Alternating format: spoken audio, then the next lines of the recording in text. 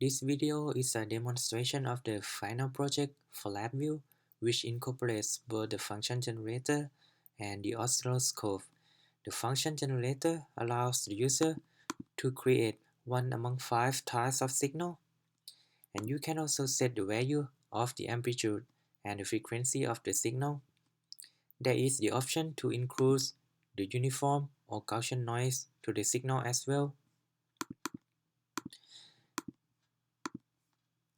In the oscilloscope, the user can see the waveform, the classic waveform, and the frequency spectrum, where the frequency can be either in linear or in decibel.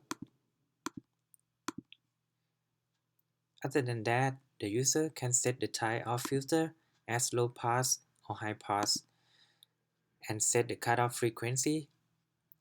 The oscilloscope can offset the waveform, and it also has a trigger functionality. It also has cursor for manual measurements. The oscilloscope outputs show the maximum, the minimum, the peak-to-peak, and the mean voltage values.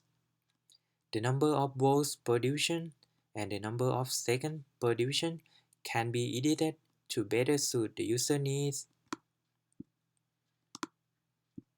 And the generated values can be saved to a text file by clicking on a button here.